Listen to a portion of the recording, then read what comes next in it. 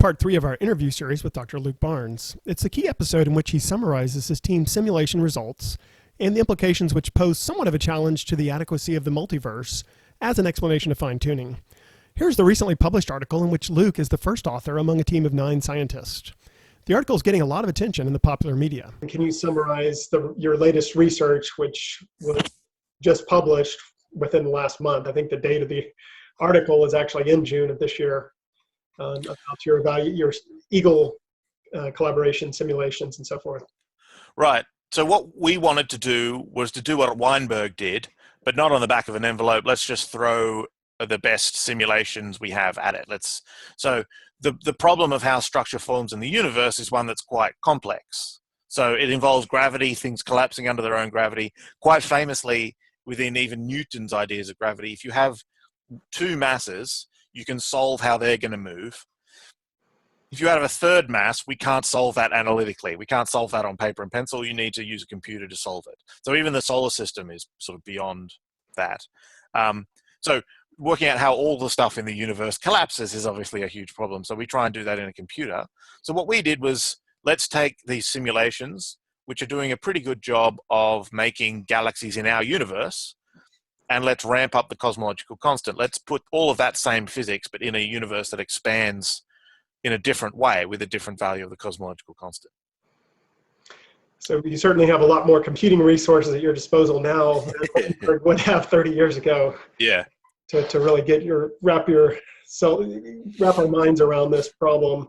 So what are the findings then of the life-permitting bounds of lambda? What are your results from the simulations? So we didn't really push up to the life-permitting bound. That's the kind of interesting thing. So what we really wanted to do was look at how the structures that life relies on, like stars, how they are formed, how they change as we vary the cosmological constant. And so what we wanted to do was, just see how that drops off with lambda as we change this value. We see that it does drop off significantly, kind of as expected. These universes die pretty early. But as we kept pushing up, and the simulation kind of gets harder and harder as you push lambda larger and larger for various reasons.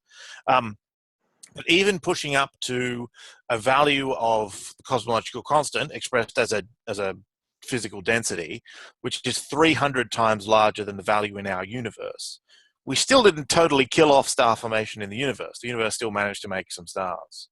And, an order of magnitude or 2 less than our universe, but not, one star per universe or anything like that. Sure. Now, the life-permitting bound, the reason why lambda is such a good fine-tuning case is because you have so much range to work with, you can just throw in an extra order of magnitude if you feel like it, right? The life-permitting region, if it's, 300, suppose we went up to 1,000, that's 10 to the power of 3, right? If that was the life-permitting range, it would be very small compared to, say, even the lower bound there of 10 to the 60, right? You've still got... Sure. The probability of hitting it is still 1 in 10 to the 57, right? But if you say, all right, hang on, we haven't quite killed off star formation here, let's just give it a couple of more orders of magnitude, right? You can give it 10 orders of magnitude and it doesn't really matter, right? You're still, probability is 10 to the 50 or something, so who cares? The way this works is there's a time in the universe after which structure stops forming or is significantly depleted because the cosmological constant has taken over. For every factor of... Galaxies as being totally isolated from other galaxies and island universes, I think I should call them. Yeah. Well, we've got when the story came out in the press, some of the simulations got turned into a video and shown around, so they're great fun to watch. The rule is, if you increase, it goes like the square root. So if you increase the value of the cosmological constant by 100, the time at which the universe stops making structure goes earlier by a factor of 10. So in our universe, the cosmological constant's kind of taking over about now, roughly 10 billion years in. With a factor of 100, you stop making stars a billion years in, and that's, cutting things off just as they're getting interesting. But, do 10 orders of magnitude, and the time goes earlier by factor of 5, and so the universe stops making stars. Instead of being 10 to the 10 years, it will now be 10 to the 5 years, which is 100,000 years, which is before the cosmic microwave background was formed. And we know that when that happened, we can see that point in our universe. The largest deviations away from perfect uniformity were 1 part in 100,000. Right. So if this bit's a certain density, this bit's the same to 5 decimal places, and this bit's the same, and this bit's the same. So there's no structure in that universe at all. All right. So what are the implications then for the anthropic multiverse explanation? So the implications are kind of interesting. It might seem at first attempt, we say, we kept increasing the cosmological constant, and stars still didn't die. It might seem like that's a problem for fine tuning, but like I said, because the range is so large, it's not. What it is a problem for is the multiverse. Weinberg's idea can be thought of as like this. So get out a clipboard, right, and imagine going around to all the universes in your multiverse and sort of knock on the front door. And if someone answers, ask them what their cosmological constant is. Okay, just give us that number. Now, for most of the universes, no one will answer because there's no one there. Right, that's the fine-tuning problem. No structure. The protons won't answer the door, and that's all there is. But at the end of that, you should have a whole list of numbers here of what people in the multiverse observe the cosmological constant to be. And what you can do with that is make what you do with any survey. You make a histogram. How many people saw on a scale where ours is 1, how many people saw less than 1? How many people saw 1 to 10? How many saw 10 to 100? How many saw? And you can sort of get a typical answer then. What we were finding then is because the lambda doesn't quite kill things off particularly quickly, when you do this just based on, what would we expect from the cosmological constant in a multiverse, just given that it kills off structure formation, the typical answer we were getting was about 50 times larger than the answer in our universe. And the probability of knocking on the door and getting the answer that we got was quite small. It was, sort of at about a percent level. And that's a prediction, and the multiverse is kind of getting that prediction wrong. It's not 10 to the 60 wrong, but it's still not quite, as close as we'd like. So if Weinberg thought it might be based on the back of the envelope computations he was able to do at that time. Yeah. So it just seems like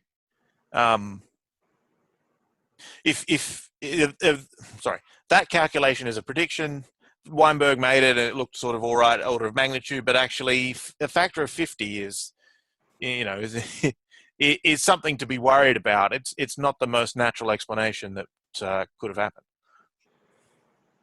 So do you anticipate this? I know that it becomes increasingly difficult to run with larger values for lambda because of the times. Stepping through the time becomes more difficult in these accelerating universes. Mm-hmm. But would that, you think if you were able to do lambda up to 1,000 times the value in our universe, would that have much of an impact on your findings, or do you have a gut feel for what direction are we erring in with saying that it's roughly 1 in 50 times larger, I should say? When we did the calculation, we kind of assumed that after 300 it sort of dropped to 0, which is not quite right. It will go slower to 0. That would make the things worse for the multiverse. Yeah, that's what I was thinking. Okay, so yeah, so we could probably do 500 and 1,000. So here's the problem: you start your simulation at the start, and then you step forward in time, and each of that involves a whole heap of calculations. You don't actually step forward in time. You step forward in the amount of expansion. So, okay. So as the expansion blows up, it gets harder and harder to step forward in time. Right. So I think we could have a go at that. I don't think it would change things much. It would make things perhaps slightly worse, but not on the kind of level that, you do the calculation, you get an answer that has a certain number of decimal places. You get 55.1 or something, and you don't really believe the 0.1, and you probably don't believe the 5 anyway. So throwing about 50 is the way you report that result, because there's no point doing things to this level of precision here if there's this level of precision over here. You just So Right. I think that extra 1,000, let's totally kill a universe, would be fun to watch, but that wouldn't much change our results. Okay. All right. And what about, can you talk about your future research plans? What do you plan to do from here on out? Mostly you've been holding these other constants fixed and varying lambda, right? Are you going to try to look at some of the other parameters, baryon to photon ratio or Q or things like that? Or Yeah, that's the plan. So I've got a new grant to do this sort of thing here at Western Sydney University, and I was just talking to the Eagle collaboration, our friends over there, about how we're going to do changing some other constants. So yeah, the baryon, we've got to work out which one we all want to do. But baryon to dark matter ratio is one that would be interesting, or maybe just baryon to photon ratio, or dark matter to photon ratio, or some combination of those. But let's put some the interesting thing about our universe is there's dark matter and there's baryons. The baryons is basically everything we're made out of, and dark matter is this other stuff that only does gravity. They're both quite important because in the very early universe there's very high pressure which stops the baryons from collapsing, but the dark matter can collapse. So when the baryons start collapsing, they find there's sort of these lumps that they can already fall into. That's the dark matter structure that's already there. And so structure forms quicker because there's matter that they can collapse earlier. That's very useful. It helps structure form in our universe. On the other hand, it's the baryons that do all the interesting stuff. A dark matter lump will collapse until it's about 200 times more dense than the average density of the universe, which isn't very dense. And that's all it'll do. It'll be a roughly spherical blob. Inside of that, baryons can now do interesting stuff, collapse even further, make spiral galaxies and stars and all that sort of stuff. So the two play off each other. So we'd love to change that. So if you had a totally baryon universe, it wouldn't collapse earlier. It wouldn't have that early collapse you get from dark matter. And then how much would that sort of hold things back? If you had more if you had a totally dark matter universe, you get nothing interesting, but just more dark matter. How does that play against each other? There's some back of the envelope calculations for this, but we'd love to see it in a simulation. The other one we want to do, they mentioned, was Q. How lumpy is the early universe? I said before, at the cosmic microwave background, it's 1 part in 100,000. Right, so the density here and the density here, all first 5 decimal places of that number are the same, and it's only after that they're different. But we can change that number. If you make the universe lumpier earlier, it creates structure earlier. If you reduce that number, it makes structure later. What are the limits on that number? That could be quite interesting. So we have another set of simulations that we're sort of ramping up to do now. It's going to be a bit more difficult than the cosmological constant ones for various reasons, but we're sort of firing up to do that. Actually, I'm looking to get a PhD student to help along, so that should be fun. sounds great. Now, one last question related to if you're evaluating the anthropic prediction relative to a multiverse theory. Are you specifically looking at eternal inflation, or just do your findings apply to a wide variety of possible multiverse scenarios, or can you comment on that aspect? Yeah, so one of the tricky things is you need to have some way of saying what's the distribution of the cosmological constant throughout the multiverse. So we try to do it in the most general form. So there's a couple of suggestions from the literature about how to do this. The one where you get the answer sort of 50 times larger is you just say, all right, each bit of matter in the universe has a roughly equal chance of getting any value of the cosmological constant in its neighborhood, and you go that way. So that's a very basic, sort of straightforward measure of the multiverse. There have been some other measures proposed, and we looked into those as well. And what we found was they have more success in predicting the cosmological constant, but that has nothing to do with any anthropic predictions. It doesn't have anything to do with the fact that as you make lambda larger, you get less structure in the universe. It's purely a sort of geometric trick of these, trick's the wrong word, it's too pejorative. It's purely a geometric property of the way that you lay out and count and measure and weight these different values of lambda in different bits of the universe. And so in terms of an anthropic prediction, it seemed like those weren't really doing that at all. So we put in all of our physics into it, all of this, how things depend on lambda.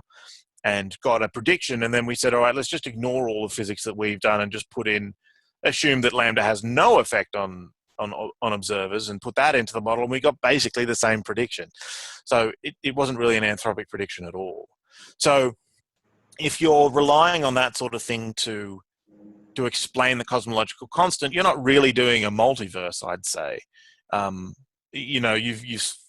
The value of lambda we see is more likely for reasons that are totally unrelated to its effect on life. Okay, interesting.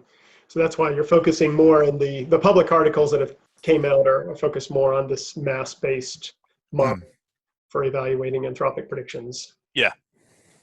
Okay, well, thank you so much for taking the time to let us know about your interesting research. Appreciate it. Thanks for having a chat.